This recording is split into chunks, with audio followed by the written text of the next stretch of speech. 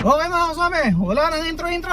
Pick up na agad, booking number 1. Okay mga kasama, habang nasa bahay, nag-aayos tayo ng gamit, no? First time kasi to sa Grab Express, hindi ako na in-off ko yung auto accept. Kasi nga nag-aalangan ako dahil nga maulan nito mga nakaraang araw. Nag-aalangan ako kasi baka mamaya kung saan tayo dalhin ni Grab Express, baka sa mga Valenzuela, Malabon, o kaya doon sa may mga MacArthur Highway na bahayin. So first time ko na in-off yung auto accept sa Grab Express. So, interesado ako kasi never ko pa nagawa yun eh. So, ganun lang naman pala. So, may papasok na booking, tapos may countdown timer siya. Tapos, para i-accept mo yung booking. So, yun, nakakaaliw. Kasi ang lapit lang sa amin, parang 1.8 kilometers, 10 minutes away. So, yun na nga, pinick up muna natin. Punta muna tayo sa sa gasoline station. Full tank muna tayo. Hanap muna tayo ng gasoline station, pero on the way na rin tayo. Papunta tayo ng Bacoor, Cavite. Dito mamaya, booking number 1. Okay mga kasama, nireset na natin yung trip A natin sa zero kanina bago natin pinuntahan yung pick up natin. So para mamayang gabi, alam natin kung ilang kilometers yung in-under natin ngayong araw na to. Tapos full tank tayo ngayong umaga at mamayang gabi pagkatapos ng sideline, papafull tank ulit tayo. Kung magkano yung pakarga natin sa gabi, yun yung actual na gastos natin sa diesel para sa sideline natin ngayong araw na to. Okay mga kasama, time check 9:29 ng umaga, pero na-pick up natin, nakuha natin yung booking natin habang nasa bahay 8:52 AM. So yun yung start ng sideline natin ngayong araw na ito mga kasabi. Ang sabi ni Waze, raw, 12 kilometers 31 minutes. Pero malayo yung paikot niya. Dito kasi sa Las Piñas, meron tayong friendship sticker mga kasabi. Wow. So tatagis tayo dito sa isang subdivision dito. Tapos medyo malapit na tayo dun sa So lakad na muna tayo mga kasabi. Dire-diretso lang naman to. Alam naman natin yan yung daan. So yun, araw ngayon ng Sunday mga kaswabi. Hindi tayo nakalabas kahapon, Saturday, kasi may nasikaso tayo sa bahay. At saka grabe yung lakas ng ulan kahapon. Yung may bumagsak na billboard dun sa may Katipunan. Pagkatapos dito raw sa may Buendia, may mga puno rin na bumagsak. So ngayong araw talaga, medyo nag-aalangan nga rin ako kung babiyahe ako. Pero kung napapansin nyo naman, umaaraw na! Buti naman. Biyahe pa na natin ngayon mga kasabi is Grab Express sa Lalamove. Grab Express MPV tayo, sa Lalamove naman 300 kg MPV yung classification natin. Walang mission or incentive si Lalamove ngayong linggong to. Tagal na mga kasabi, walang missions kay Lalamove. Puro mga lalaride yung mga missions. Pero all goods dito sa Grab Express kasi araw-araw may mission. May incentive siya. So yun mga kasama, ang sideline goal natin 3,000 pesos na gross income. Gross income, ito yung bookings, incentives plus tips. Pero syempre sa gabi, babawas pa rin naman natin yung mga expenses natin. Diesel, budget for car maintenance, yung pagkain, kung nag-toll free tayo kung ano naman, para alam natin kung magkano yung net, yung malinis na take home pay natin. Yung take tayo natin ngayon sa sideline natin sa Grab Express at sa Lalamove yung araw ito mga kaswabe. So yun, dahil nga Sunday, ina-expect natin hindi matraffic, pero baka konti lang yung bookings. Tapos, gusto ko rin umuwi ng maaga mga kasabi dahil may pasok pa tayo bukas sa trabaho. Ayun, tingnan natin kung saan tayo dadaling Lalamove at Grab Express ngayong araw na to. At kung aabot natin ang ating sideline goal na 3,000 pesos na gross income. Wow. Dito mamaya mga kasabi, dito sa Las Piñas, punta tayo ng Bacoor, Cavite.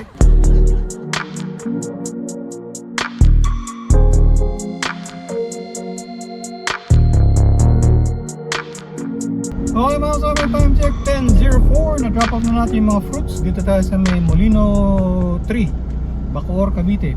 Bali, ang bill naman 578, binigyan niya tayo ng 580. So nakuha natin siya ng 420 pesos mga kasabi. So nag-online na ulit tayo sa Lalamove. Babang-abang tayo mga kasabi. Sana may makuha tayo ng paluwas ng Manila. Pero naka-online pa rin tayo sa Grab Express. Baka may makuha pa tayo. Time check 10:26 ng umaga. Mula doon sa pagka-dinrap natin dun sa Bacoor, hindi na tayo naghintay mga kasabi, gumapang na tayo. So nandito na ulit tayo sa may Las Piñas. May pumasok na booking mga kasabi, 5.8 kilometers 20 minutes away. Tapos ang pagdadalhan sa may Makati. Okay mga kasabi, time check 10:54. Na-pick up na natin. Cake lang siya mga kasabi, malamig. So nilagay natin siya doon sa gitna, doon sa may insulation foam natin. Tita natin sa Makati mga kasabi, 21 kilometers 45 minutes away, sabi ni Waze.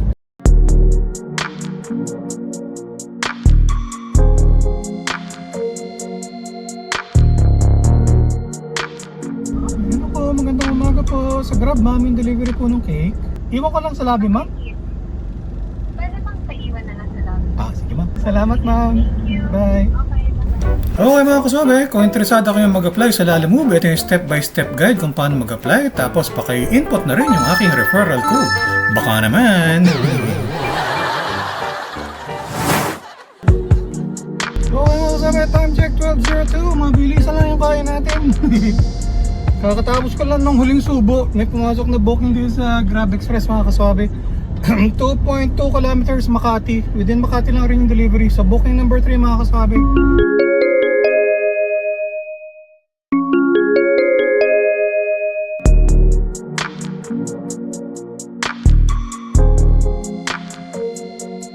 Okay mga kasama, time check 12:30. Na-drop off na natin yung maleta. Ang bill ni sir is 276. Pinayaran niya tayo ng 300. Skip tayo ng 24 pesos. All goods mga kasama. So ano po ang tayo paparadaan mga kasama? Abang-abang po tayo next booking. Ikaw mamaya, dito tayo sa Makati. Okay mga kasama, time check 1:36. Mula dun sa last booking natin, nagpahinga tayo. Nagpalit rin tayo ng damit. Nagkapang tayo mula Makati. Dito tayo sa may McKinley Road, malapit tayo sa BGC. May pumasok na booking mga kasabi, 4.5 kilometers, 10 minutes away dito sa Makati. Tapos ang pagdadalan sa may Las Piñas banda mga kasabi, paid via credit. Puntahan mo natin mga kasabi, booking number 4. Okay mga kasabi, time check sakto, alas 2 ng hapon. Na-pick up na natin yung cake, medyo matangkad siya. Tapos mayroon siyang may kasama siyang dalawang boxes ng cupcakes. So dito natin siya nilagay mga kaswabe sa gitna. Yan, tapos sinarangan natin nung sandalin tong upuan para hindi siya makalug. At muna natin ito mga kaswabe, punta yung Las Piñas. Dito mamaya, booking number 4.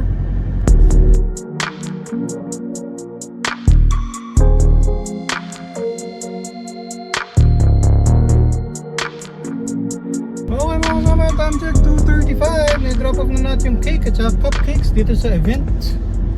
May ano pala, first birthday ng isang bata. Chismoso yun. Ayan mga kasama, abang-abang tayo next booking dito tayo sa Las Piñas. Completed, booking number 4. Okay mga kasama, time check. Eksakto, alas 3 ng hapon.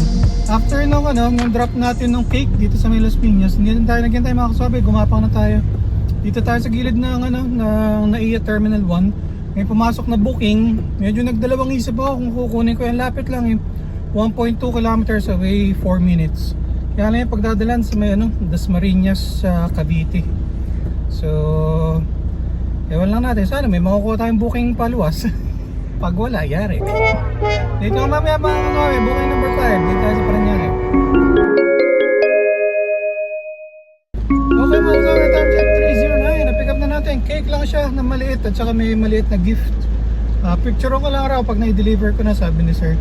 Tapos mag-Cavitex na raw tayo. Gcash na raw din sa akin mamaya. Ano raw mga kasama, 23 kilometers, 1 hour, 10 minutes, sabi ni Waze. Atid mo na ito mga kasama. Medyo umuulan-ulan na.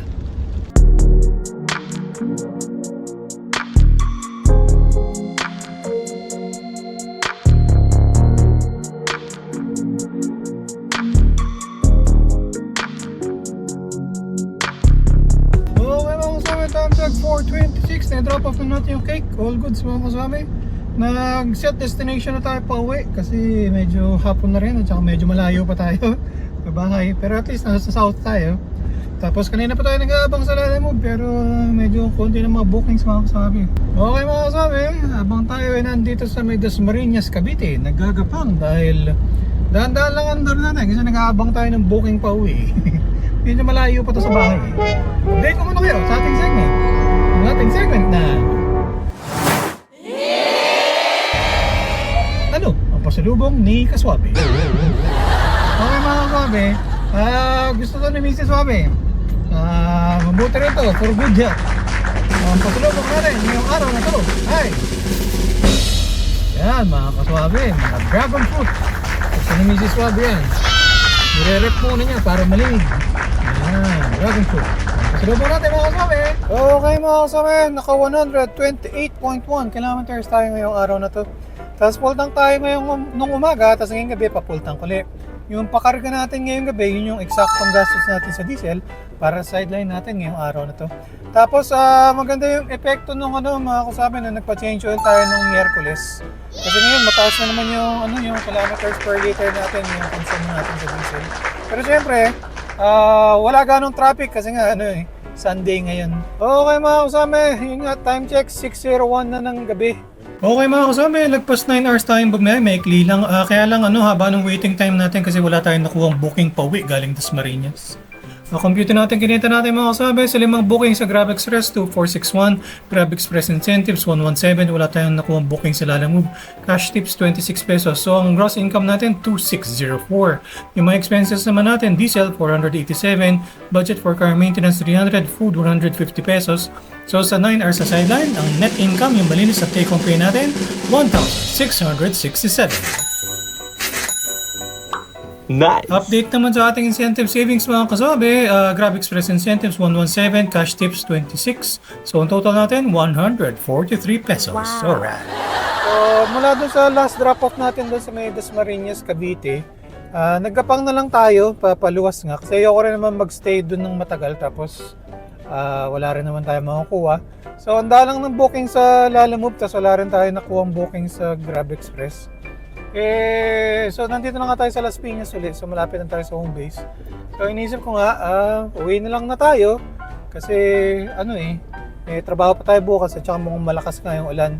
Pero hindi natin na-achieve mga kaswabe yung ating 3,000 pesos na gross income na sideline goal ngayong araw to. Pero maikli lang biniyahin natin mga kaswabe, parang 9 hours lang yata tayo. 9 o'clock ng umagang at tapos ngayon hanggang 6 ng gabi. So kung hindi lang makulimlim ng ganyan, malamang itutuloy ko pa sana to, ma-reach natin yung sideline goal natin. Pero mahirap nang isapalaran kasi baka abutin tayo ng baha. So yun lang muna mga kasama. Maraming salamat sa panood hanggang sa ulitin. Ingat-ingat sa pagmaneho para ang biyahe natin ay laging swabe.